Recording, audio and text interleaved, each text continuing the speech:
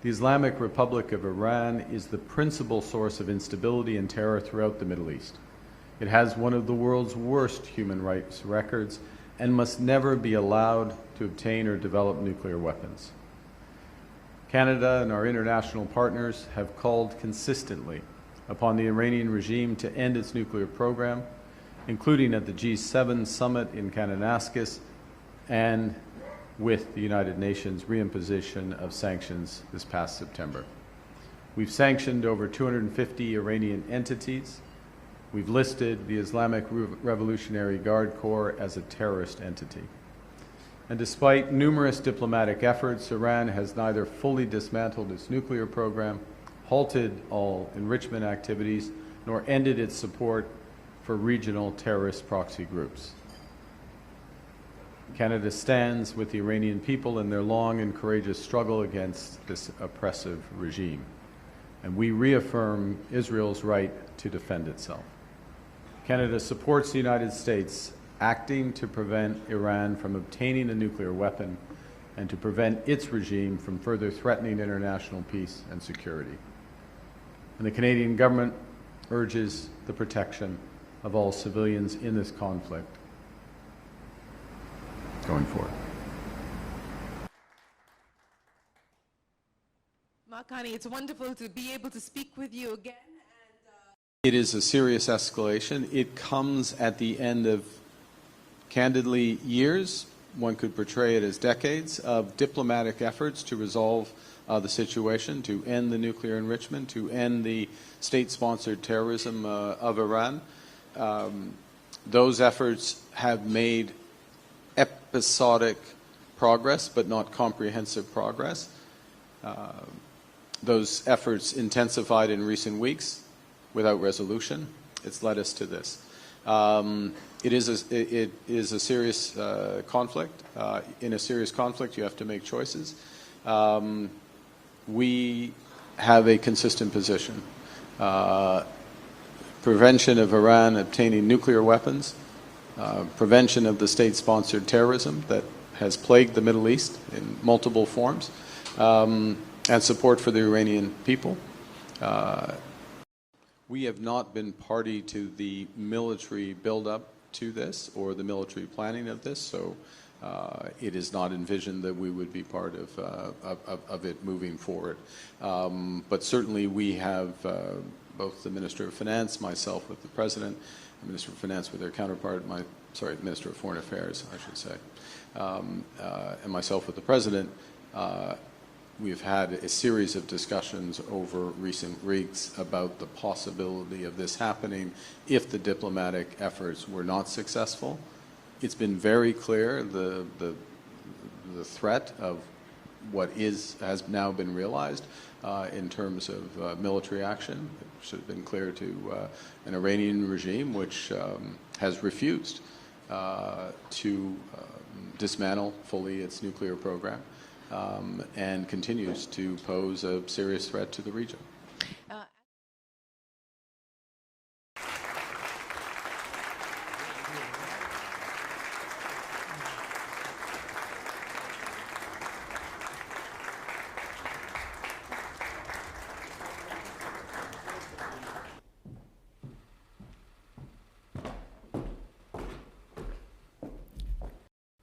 Earlier this morning, the United States and Israel struck targets in Iran. Iran has since launched indiscriminate strikes across the region. The regime in Iran is utterly abhorrent. They have murdered thousands of their own people, brutally crushed dissent, and sought to destabilize the region. Even in the United Kingdom, the Iranian regime poses a direct threat to dissidents and to the Jewish community. So it is clear they must never be allowed to develop a nuclear weapon. That remains the primary aim of the United Kingdom and our allies, including the US. I condemn Iran's attacks today on partners across the region. many of which are not parties to this conflict. We have a range of defensive capabilities in the region, which we've recently strengthened. Our forces are active, and British planes are in the sky today as part of coordinated regional defensive operations to protect our people, our interests, and our allies, as Britain has done before, in line with international law. It is vital that we prevent further escalation and return to a diplomatic process. We want to see peace and security and the protection of civilian life.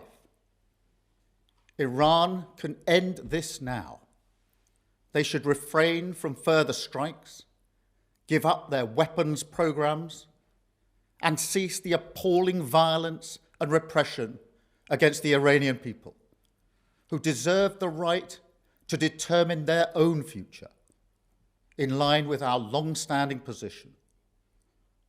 This is the route to de-escalation and back to the negotiating table.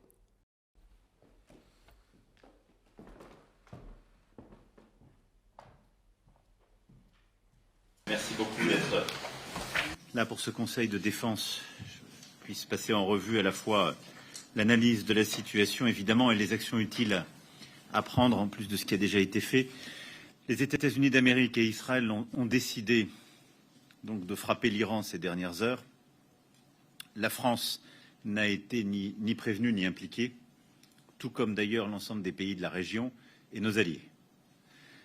L'Iran a répliqué dans de très nombreux pays amis, où nous avons, nombre d'entre eux, des emprises militaires et des ressortissants, avec donc des conséquences sur la stabilité régionale, la paix dans la région et au-delà. La priorité absolue pour nous est évidemment la sécurité de nos ressortissants dans tous les pays qui sont aujourd'hui frappés. C'est ensuite la sécurité de nos emprises militaires et diplomatiques dans l'ensemble de ces pays et ceux qui seraient exposés. Et c'est évidemment aussi la sécurité sur le territoire national. Nous aurons l'occasion d'y revenir. Deuxièmement, c'est d'être aux côtés de tous les pays qui sont aujourd'hui touchés par la riposte iranienne ou qui sont menacés par celle-ci, dans leur intégrité territoriale, leur souveraineté. J'ai eu l'intégralité de ces pays ces dernières heures au téléphone, je vous en rendrai compte, et le ministre des Affaires étrangères sans doute aussi. Et enfin, je souhaite que nous puissions prendre toutes les initiatives utiles pour que le travail diplomatique reprenne ses droits. Nous avons d'ores et déjà appelé à une réunion exceptionnelle du Conseil de sécurité des Nations Unies. Nous devons multiplier les initiatives pour que la question se règle par la voie diplomatique, car nul ne peut penser que la question du nucléaire iranien, de l'activité balistique, des déstabilisations régionales se régleront simplement par les frappes. Et évidemment aussi les droits légitimes du peuple iranien à se faire entendre, ce qu'il a exprimé ces derniers mois encore en étant terriblement réprimé, c'est de pouvoir décider lui-même de son destin. Et c'est aussi une des choses que nous devons tout faire pour défendre. Et donc c'est dans ce cadre que je souhaitais pouvoir tenir ce Conseil de défense. Et nous allons revenir sur chacun de ces points. Je vous remercie.